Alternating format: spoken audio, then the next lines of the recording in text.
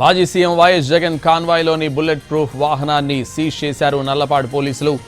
తాడేపల్లిలోని వైసీపీ కేంద్ర కార్యాలయానికి వచ్చి పార్టీ కార్యాలయ ఇన్ఛార్జ్ ఎమ్మెల్సీ లేళ్ల అప్పిరెడ్డికి నోటీసులు ఇచ్చారు పోలీసులు.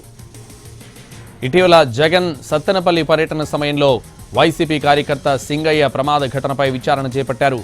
జగన్ కాన్వాయ్లోని వాహనం ఢీకొని సింగయ్య మృతి చెందడంపై ఇప్పటికే కేసు నమోదు చేశారు. ప్రమాదానికి కారణమైన వాహనాన్ని పోలీసులు సీజ్ చేశారు.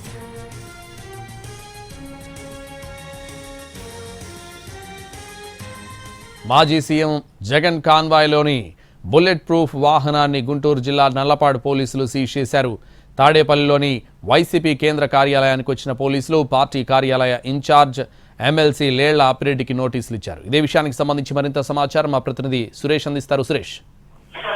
సంతోష్, కొద్దిసేపటి క్రితమే మాజీ సీఎం జగన్మోహన్ రెడ్డికి సంబంధించిన బుల్లెట్ ప్రూఫ్ వాహనాన్ని నల్లపాడు పోలీసులు సీజ్ చేసి ఆయన కార్యాలయం నుంచి తరలించిన పరిస్థితి అయితే ఉంది. ఏదైతే ఇటీవల చోటు చేసుకున్న సత్తెనపల్లి పర్యటన సమయంలో సింగయ్య అనే వ్యక్తి మృతి చెందాడు. దానికి సంబంధించిన కేసును విచారణ చేపట్టిన పోలీసులు ఆ రోజు ఏదైతే ఈ బుల్లెట్ ప్రూఫ్ వాహనం ఈ ప్రమాదానికి గురైందని ఆరోపణలు వినిపించిన నేపథ్యంలో నిన్న ఆ కేసును నమోదు చేశారు పోలీసులు.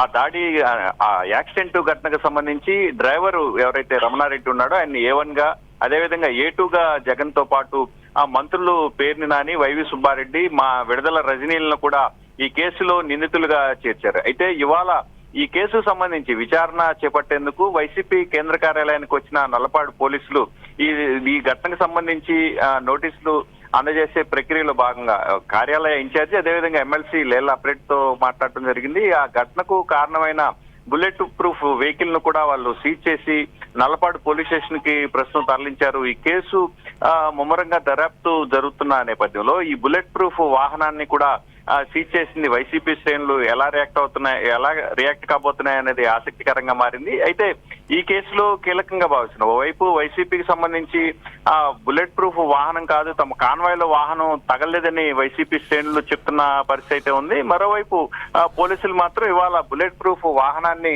సీజ్ చేసిన నేపథ్యంలో ఆసక్తికరంగా రాజకీయాలు మారాయి. అంటే దీనికి సంబంధించి ప్రస్తుతం వైసీపీ నుంచి ఎట్లాంటి రియాక్షన్ వస్తుందనేది మాత్రం ఆసక్తికరంగా మారింది. సంతోష్. Thank you Suresh.